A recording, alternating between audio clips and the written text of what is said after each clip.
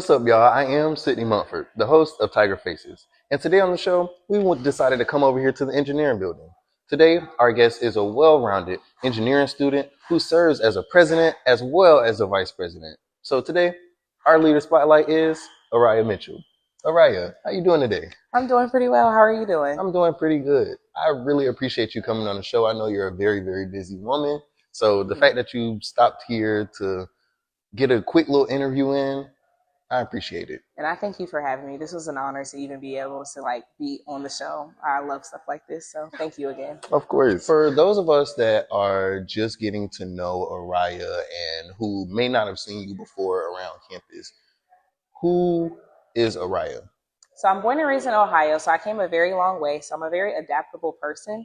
I'm also the oldest of 6 siblings, and I have made myself very known on this campus through the STEM majors, so they can see okay, a Black woman could do this. Serving as the president of the American Society of Civil Engineers and the vice president of the National Society of Black Engineers. So what was your reaction when they were like, yeah, we want you to be the president and the vice president, and you had never served in leadership before? Honestly, I was so shocked and I was extremely surprised. Honestly, to this day, I'm still shocked. I still can't believe it because it's I never saw myself as the person that everybody would look forward to handle everything. So once people start looking up to me, and even when we had minor issues and they always look forward to my decision, it made me feel extremely happy because I never see myself as how other people see me, how everybody else is.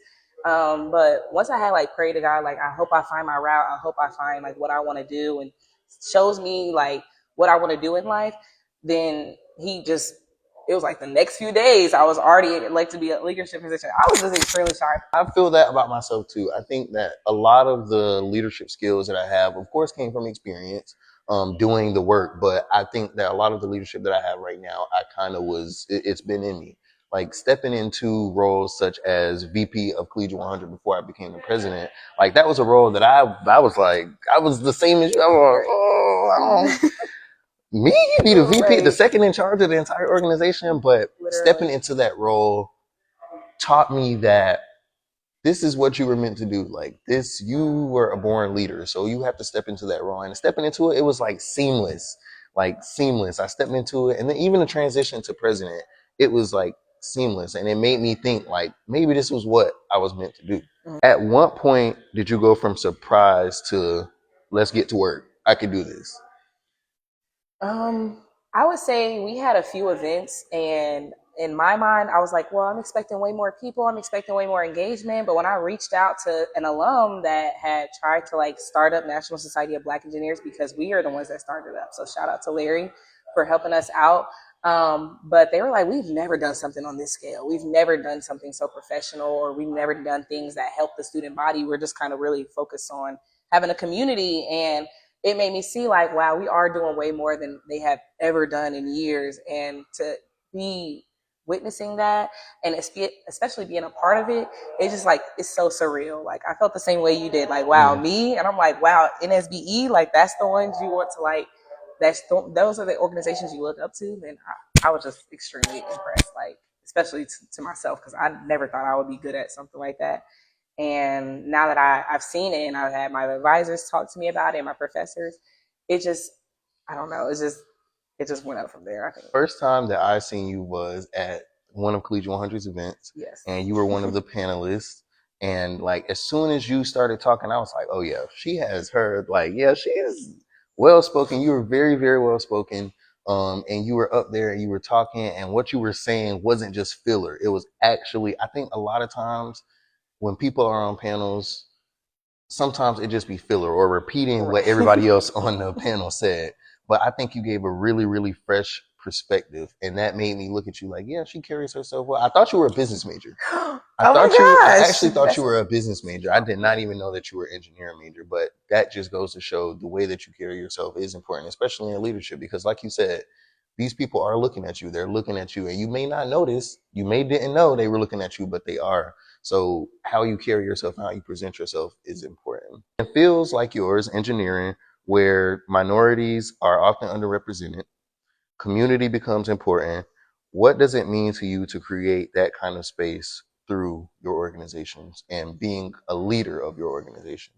I always try to make sure that everybody knows there's somebody that doesn't know what they're doing. Like there's always somebody that doesn't know what they're doing in a class. There's somebody that's not confident to talk to their professors. There's somebody that doesn't have a connection in the world and doesn't know how to start. I want them to know that it's okay to not know, because even now I'm still learning, like, wow, I didn't know this, I didn't know that. And creating that community, it creates not only a bond, but it creates a sense of knowing, like, okay, if I don't have the answer, I know there's somebody else that's there. Mm-hmm. And that's why for eBoard, we try to get people that, not, if they don't know the answer, they're willing to go find it.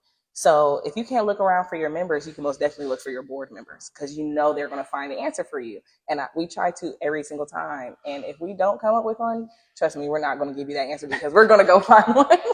So you were selected for the American Society of Civil Engineering's Construction Institute Student Day competition and became the first student from Savannah State to do that.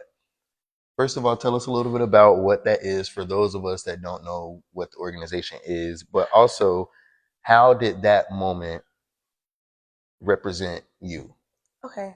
Well, basically, the Construction Institute competition is something that American Society of Civil Engineers has created for students all around the nation to come out. Even some from Puerto Rico are able to go there. And they hand select them. You only get one time to go in your entire lifetime. People with masters, people with bachelors, people just starting out fresh, people that's already in their career field. And we basically get an entire project that we have to figure out. And we were only getting like 2 hours of sleep. Some people didn't get any sleep. But you basically just come up with an entire project and how you would push it forward. You present yourself with your team, and they basically just rank on how good it was, how good your estimates are, and how good the project was overall.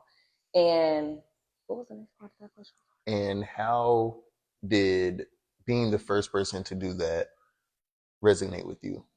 It boosted my confidence like tenfold. Like there was nothing that could stop me after that. Like now I feel like I can do anything. Like it showed me, like, if I don't see it in myself, there's somebody else that sees it in me. Mm-hmm. And it just showed me, like, I need to stop boosting myself down and making myself feel little when there's so many big things that I can do in my life. And from there, that's when I got the leadership roles, and that's when I was more confident in my academics. And it just made me feel better about myself as a whole. Like now you can't tell me anything. Like I'm humble, but that just showed me, like, this is what I want to do. This is what I need to do, and this is where I'm going to go with it. So were you selected for it, or did you apply? So I had to apply, and I was just selected out of, like, I think 40,000 students. And That's I was very, so very impressed. impressive. Like, so do they like choose one person from each school, or they choose as many people as they want to choose. They choose people from Rutgers. There's 3 people from Penn State. There was somebody from California, 2 people from Puerto Rico. And they just choose based off your application and how well they feel like you would fit that competition. That's very impressive. Congratulations. Thank you. That's quite an accomplishment. So for students, especially those entering fields that they feel underrepresented in, who are hesitant to step into leadership, what would you say to them? Do it now. Don't wait for that person to graduate. Don't wait for that person to say something. Don't wait for them to call on you. Do it now. The sooner you do it, the easier it's going to be to step into that role. The more time you'll have to ask questions, and the more time that you'll be able to oversee everything.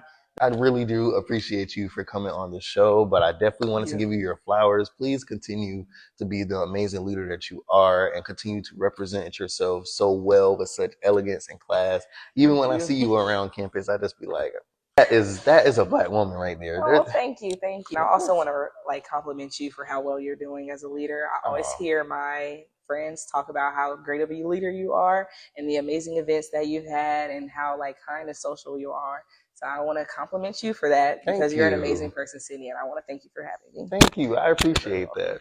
Thank y'all so much for joining another episode of Tiger Faces. Be sure to tune in for the next episode. We'll be back.